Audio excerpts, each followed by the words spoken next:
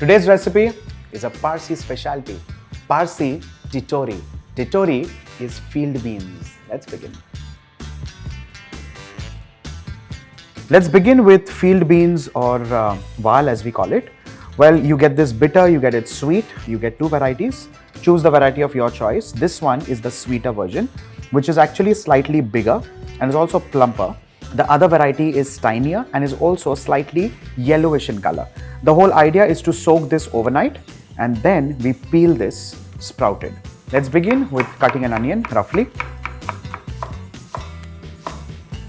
Let's begin with oil in a wok and add in cumin seeds and allow them to crackle. Let's move on to red onions and saute these.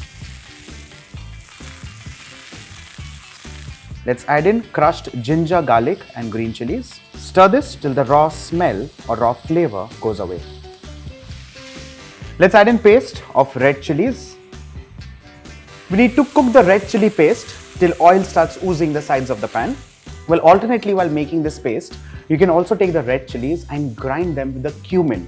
Remember, we began the recipe with cumin seeds. In that case, you omit that step and make a paste of cumin and red chilies. Lovely tastes. Trust me when I say. Let's mix all of this and add in two very important ingredients. The first one, turmeric powder, and then moving on with the Parsi Dhana Jeera. Let's mix this well and add in the Titori or the Val. Well, it's also important to kind of pick and choose in case you think that any with a black mark or a brown mark, just discard them. Let's mix this well and add in the water to cook the Titori. Well, like I always say, recipes are just like a marking. I know a lot of homes in which the Titori or the Val are also boiled separately with a little bit of turmeric and salt, and the cooked ones are eventually added into this recipe. The choice is completely yours. You can switch it this way or that way. It tastes wonderful.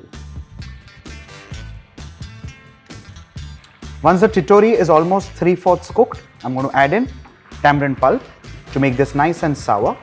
To add in a layer of sweetness, I'm going to add in a knob of jaggery. Just roughly cut this like so. Let's add in a generous amount of salt and give this a good mix. Allow this to boil and cook this completely.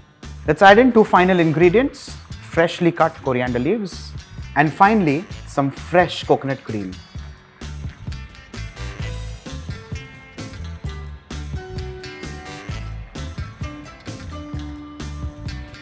With this, a Parsi Titori is done and ready.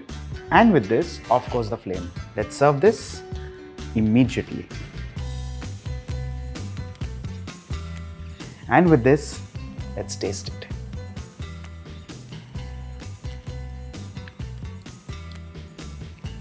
Creamy, sweet, spicy, tangy. Just about perfect, not just with rice, but also with chapati, the way Parsi friends prefer. On this note, this will be the Bombay Chef Varun Inamdar signing off. Bye for now.